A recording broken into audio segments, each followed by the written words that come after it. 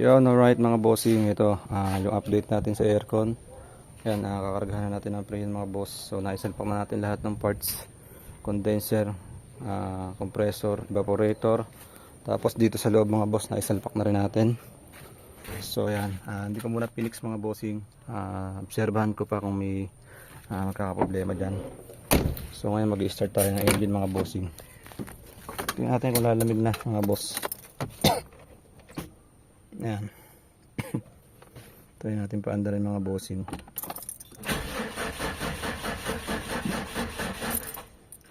So mahina yung baterya. Isa pa.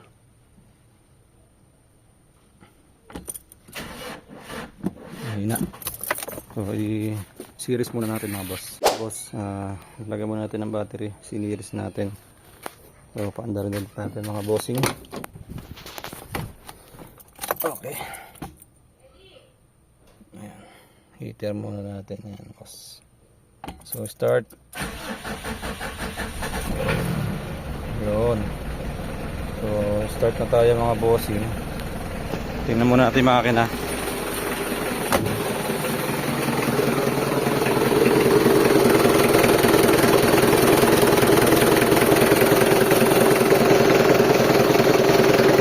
Ayan. So aircon natin mga boss.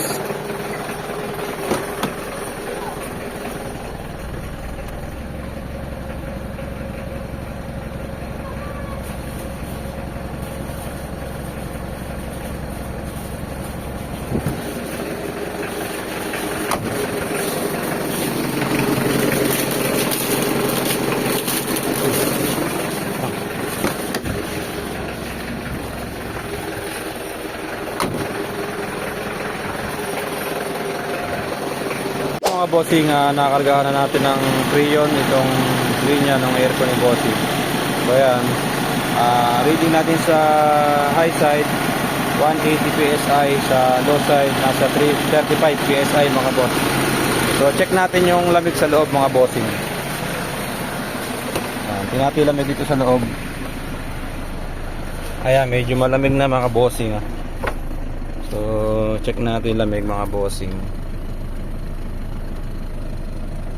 Ayan mga boss, kung nakikita nyo, ayan 13.3 mga bossing. So i-adjust pa natin para makuha natin yung yung pinakamababa. Adjust lang natin yung thermostat mga boss. Pero ayan, bumababa pa siya. So lumalamig na yung aircon natin mga bossing. Ayan, hintay lang natin siya mag-automatic mga boss. Tingnan natin kung hanggang saan mag-automatic mga bossing. Ayan. So ito yung Mitsubishi Adventure mga boss. So ayan, hindi pa natin pinipix kasi obserbahan muna natin dito, baka biglang magkaroon ng leak. Pero so far malamig naman na siya mga boss. So hindi na mainitan to. Hindi na mainitan yung sasakay dito mga bossing. Ayan, 12.5 mga boss. Kaya natin mag-automatic mga bossing.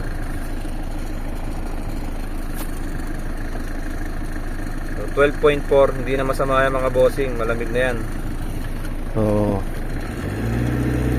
tingnan natin kung bababa pa.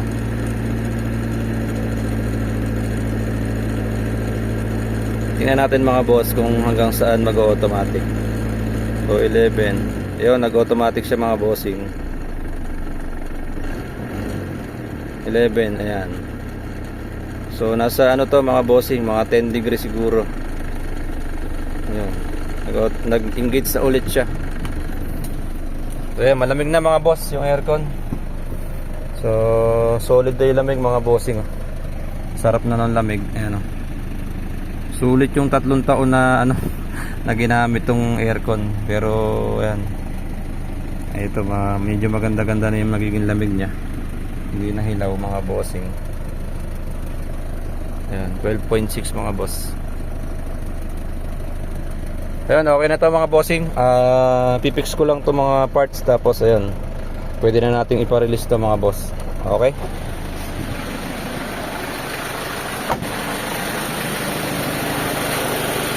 All goods na to mga bossing. Aircon nya. Ayan, ganda ng reading baba ng reading niya mga bossing. Pwede pa natin dagdagan kung tutusin. Pero obserbahan pa natin mga boss. Baka sumobra naman tayo sa preyon. Pero sa reading na to mga bossing, okay na to, maganda na to. Ayan o. Nasa 180 mga bossing. So, yung compressor natin solid.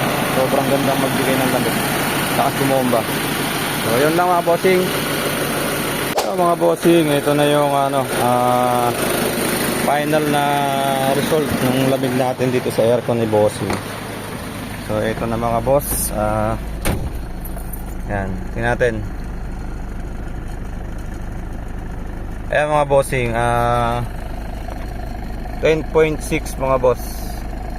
So tingnan natin kung hanggang saan yung ano niya, yung magiging cut off niya mga boss. So tingnan natin kung hanggang saan naabot yung lamig. So ito mga boss, yan.